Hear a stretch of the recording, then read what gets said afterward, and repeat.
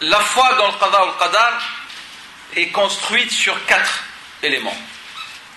Celui qui croit dans ces 4 éléments, les groupes, sa foi dans la prédestinée est complète.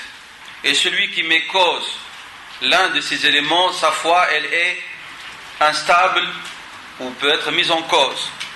Il y a unanimité chez les savants de la Ummah parmi les prédécesseurs sur ces 4 éléments. Premier, c'est ce qu'on appelle le degré du savoir, l'ilm. C'est-à-dire, il faut croire dans l'omniscience de Dieu, subhanahu wa ta'ala. C'est ce savoir a cerné toutes choses. Dieu sait ce qui a eu lieu. Dieu sait ce qui a lieu. Dieu sait ce qui n'a pas eu lieu, comment est-ce qu'il aurait pu être s'il a eu lieu. Donc je répète, Dieu sait ce qui a eu lieu. Dans le passé. Dieu sait ce qui a lieu. Dieu sait, subhanahu wa ta'ala, les choses qui n'ont pas eu lieu, comment est-ce qu'elles auront pu être si elles ont eu lieu. C'est-à-dire, ce qui n'a pas eu lieu, c'est-à-dire c'est les choses inexistantes, le ma'doum.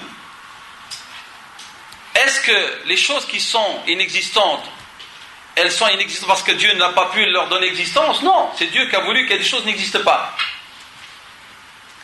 Et ces choses qui n'existaient pas, Dieu aurait pu, s'il le voulait, leur donner existence. Et si Dieu avait voulu leur donner existence, il savait comment est-ce qu'elle allait être.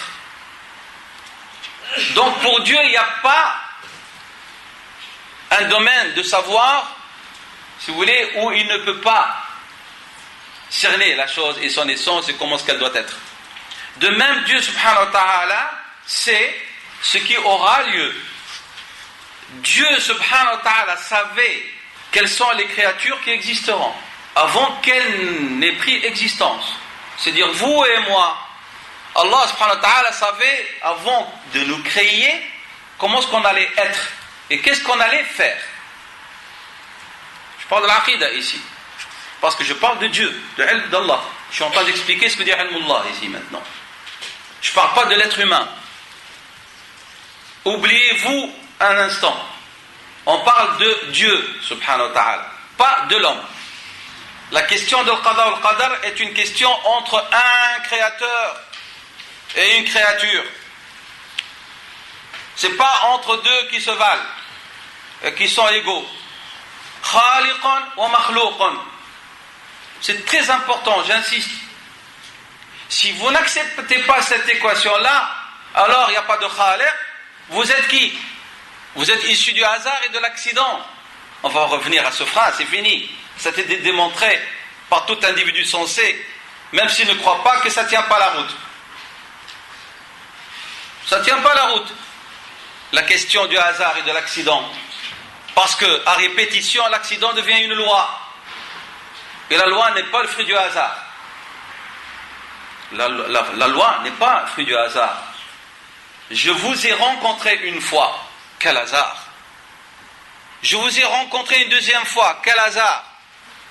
Troisième fois, quel hasard. Après une journée de rencontre, vous dites il est en train de m'espionner celui-là. Il n'y a pas de hasard là. Toute une journée, je ne rencontre que lui. Répétition, il n'y a pas de hasard. À vous de réfléchir où est-ce que vous vous situez dans cette équation. Donc on parle du Créateur, subhanahu wa ta'ala.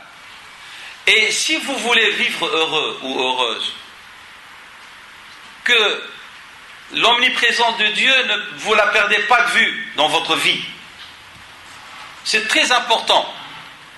Si vous la perdez de vue, vous êtes laissé à vous-même. Si vous êtes laissé à vous-même, vous n'avez plus de réponse. D'où l'invocation de Rasulullah sallallahu alayhi wa sallam, dans laquelle il demandait à Allah subhanahu wa ta'ala de ne pas le laisser à lui-même ni à quiconque, ne serait-ce que la durée d'un clin d'œil. Tarfata ayn. Parce que l'homme sans Dieu, il est perdu. L'homme sans Dieu, son existence n'a pas de sens. Croire en Dieu, ça donne un sens à notre existence. Croire en Dieu, ça donne un sens à l'existence tout court.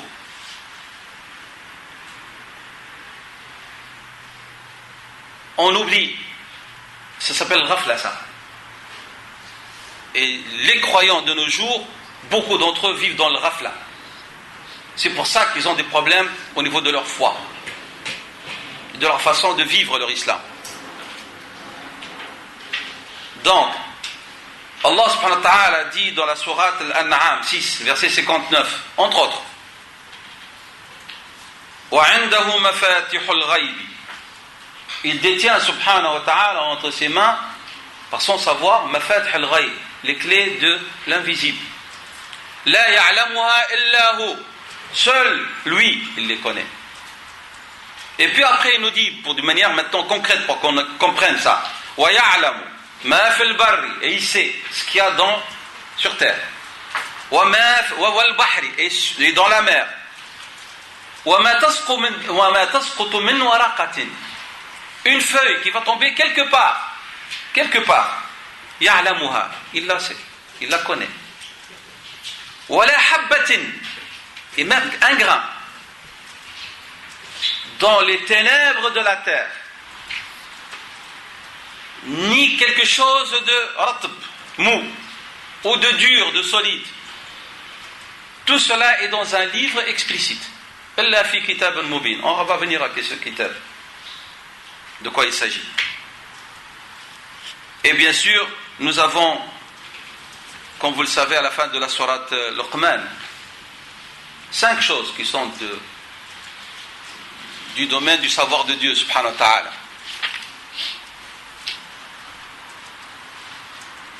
قوله تعالى ويعلم ما تغيض الأرحام. On va revenir au verset, ce que contiennent les matrices avant la création. Vous allez dire, mais avec l'échographie on sait. Mais non, avant qu'il y ait l'échographie, avant même que ça se passe dans l'échographie. L'échographie elle intervient à certains moments. Et puis ولا يعلم سبحانه وتعالى ce qui va se passer demain que Dieu. C'est pour ça qu'on fait toujours des prévisions, même pour le climat. Takahunat on dit en arabe. Des prévisions. Vous n'êtes pas sûr ce qui va devenir de vous demain, ni dans un quart d'heure. L'autre chose, Allah subhanahu wa ta'ala est seul qui sait quand la pluie va tomber. Aucune âme ne sait où est-ce qu'elle va mourir. Et personne ne sait quand l'heure dernière arrivera. Que Dieu. Donc dans la sourate Luqman, Allah subhanahu wa ta'ala dit Inna Allah 'indahu 'ilmu as-sa'a. C'est le verset 34, sourate 31. Inna Allah 'indahu 'ilmu as-sa'a wa yunazzilu al-ghayth. Dieu seul connaît l'heure dernière. Et c'est Allah subhanahu wa ta'ala qui fait tomber la pluie. Inna Allah 'indahu 'ilmu as-sa'a wa yunazzilu al-ghayth wa ya'lamu ma fi al-arham. Et c'est lui qui sait ce que contiennent les matrices. Wa ma tadri nafsun madha taksibu ghada. Aucune âme ne sait ce qui va devenir d'elle demain ou plus tard. وَمَا تَدْرِ نَفْسٌ بِأَيِّ أَرْضٍ تَمُوتُ. Et aucune âme ne sait où est-ce qu'elle va mourir. إِنَّ اللَّهَ. Et là, ce qui nous importe, عَلِيمٌ. Dieu subhanahu wa ta'ala, il a utilisé ici inna, particule de ta'kid, d'insistance. Très certainement, Allah est omniscient ou très omniscient, khabir, très informé. Il a combiné, subhanahu wa ta'ala, qu'il est alim et khabir, c'est-à-dire des choses les plus même infimes. Inna Allah alimun, il a rajouté khabir, très informé, subhanahu wa ta'ala. Et dans la sourate 12, Talaq, le divorce, Dieu parle de la même chose. Vous avez encore d'autres exemples dans d'autres sourates. Alors, deuxième élément, c'est celui de le degré du livre. Nahna, on l'utilise à tort le mot maktoub, al-kitab. On dit même, les savants disent al-ilm et al-kitab. Parce que Dieu a consigné, ou dans les tables gardées, dans la table gardée, fil-lawh al-mahfouz. Nahna, on utilise le mot maktoub dans un sens fataliste. C'est-à-dire que ça ne sert à rien de faire. Ça ne sert à rien de bouger, puisque c'est maktoub. Il roule sans assurance, sans permis de conduire, et comme un accident, qui dit maktoub. Mais aussi, avoir une assurance et un permis de conduire, c'est maktoub aussi. On a dit que Dieu est le bien et le mal. Pourquoi le maktoub c'est que le mal? Et le bien n'est pas maktoub? Si vous faites la balance, vous allez voir que c'est comme ça que ça fonctionne. Maktoub ou maktoub, les deux. A'udhu biridhaka min sakhatika. Donc, c'est qu'Allah subhanahu wa ta'ala a inscrit ce que vont être les créatures, leur devenir, leur qualité. Et bien sûr, cela concerne al-Lawh al-Mahfouz, la table gardée. Donc tout ce qui se passe et tout ce qui s'est passé est déjà inscrit dans la table gardée. Et vous avez ici comme preuve coranique la sourate 6, le verset 38. Il y a deux explications de verset de Qawlu ta'ala ma farratna fil kitabi min shay. Nous n'avons pas omis dans le livre L majuscule de mentionner toute chose. Alors, il y a selon certains exégètes, ils disent le livre ici veut dire la table gardée, et selon d'autres, ils disent il s'agit du Coran, qu'il n'y a pas un sujet que Dieu n'a pas subhanahu wa ta'ala mentionné, soit d'une manière globale ou d'une manière détaillée. Vous avez un hadith de Rasulullah sallallahu alayhi wa sallam qui affirme le sens de que tout est écrit dans la table gardée, dans la sourate, dont vous avez un hadith rapporté par l'imam Muslim, dans lequel le prophète sallallahu alayhi wa sallam a dit Allah a inscrit il a arrêté ce qui va advenir de toute la création avant qu'il ne crée les cieux et la terre de 50 000 ans. 50 000 ans avant que Dieu ne crée les cieux et la terre, Allah subhanahu wa ta'ala a inscrit ce qui va advenir et tout ce qui concerne toute créature. Et son trône était sur l'eau. Ça c'est un autre sujet pour expliquer le trône de Dieu, c'est une autre histoire. Donc ça c'est un hadith rapporté par Muslim. Troisième élément important, donc nous avons cité le degré de l'omniscience, que tout est inscrit dans la table gardée. Troisième, c'est concernant deux attributs de Dieu subhanahu wa ta'ala, qui sont des éléments fondamentaux sur lesquels se construit notre foi. C'est concernant la volonté de Dieu, al-irada, et son omnipotence de disposer et de faire ce qu'il veut, al-mashi'a.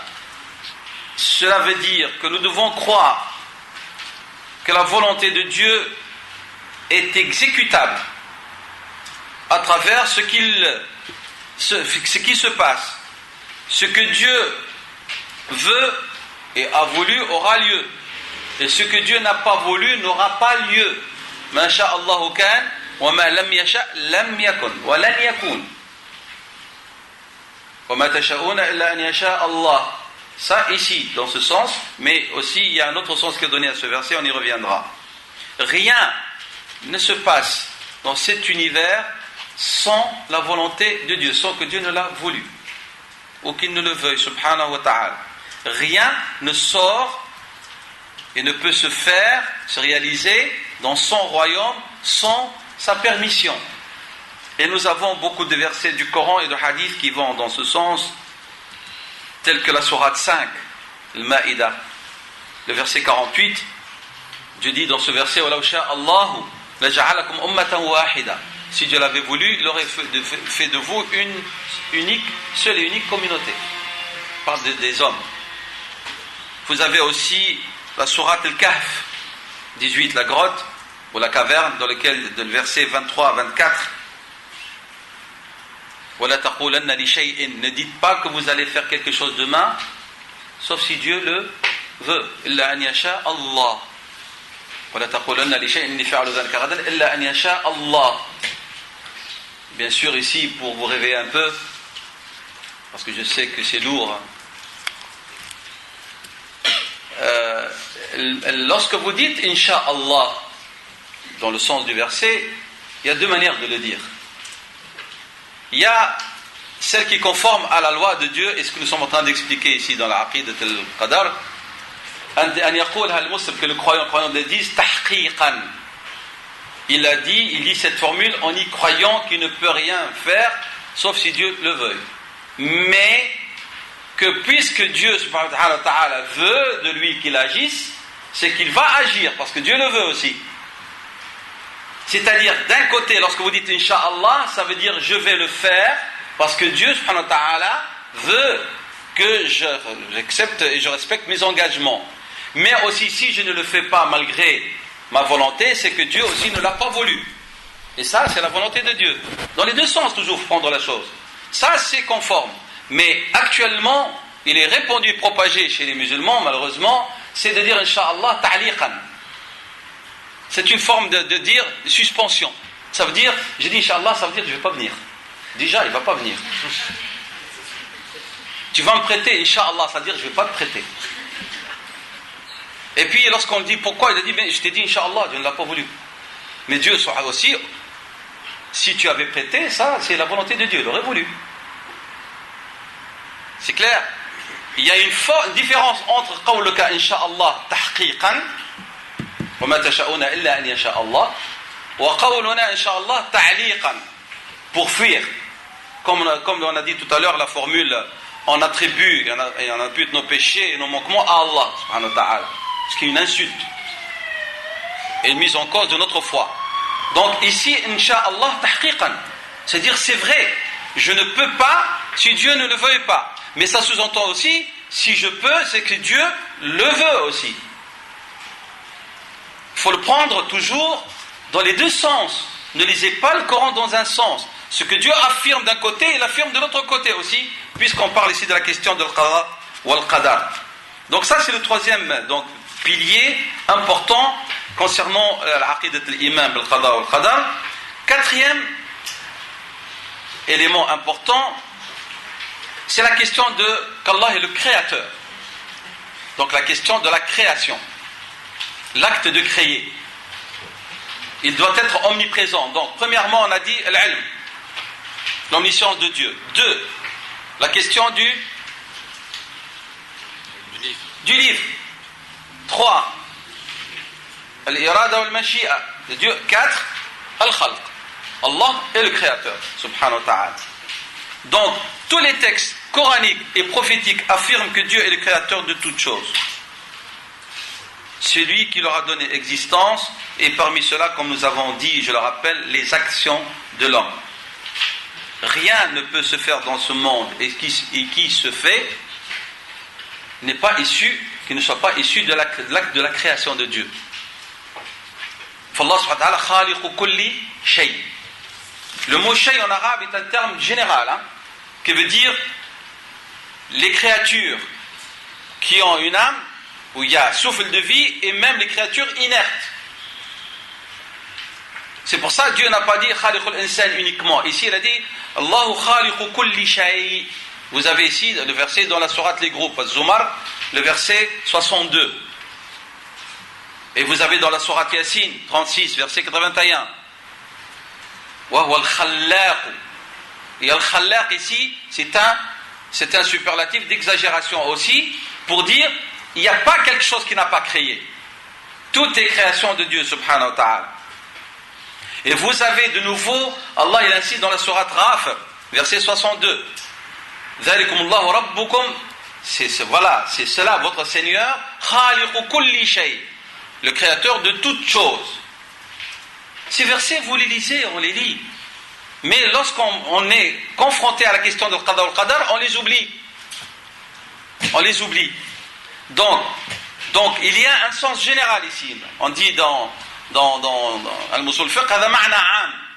Il y a un sens général, et le sens général implique que toute chose est créée, et donc en résumé, toutes les actions de l'homme, qu'il s'agisse d'actions de dévotion et d'obéissance, ou de désobéissance, tous ils sont créés par Dieu subhanahu wa ta'ala, et ils n'échappent pas à ses arrêts et à sa volonté.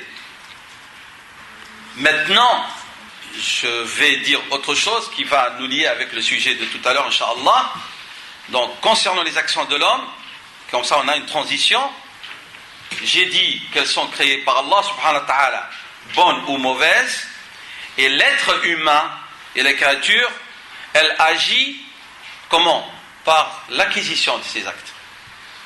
J'ai pas dit il crée. J'ai pas dit que l'être humain crée, parce qu'on peut pas dire que Dieu crée et l'être humain crée. Le créateur, il est unique. Allah, il a créé les actions de l'homme, bonnes et mauvaises. Et l'être humain, lui, il agit. Yaf'al. On n'a pas dit qu'il n'agit pas. Comment? Il va acquérir ces actes-là. Yaktasibuha. C'est clair? Mais je n'ai pas dit l'être humain crée ses actions. Nous parlerons rapidement, Inch'Allah. Donc, puisque j'ai dit qu'il s'agit donc des actions de l'homme,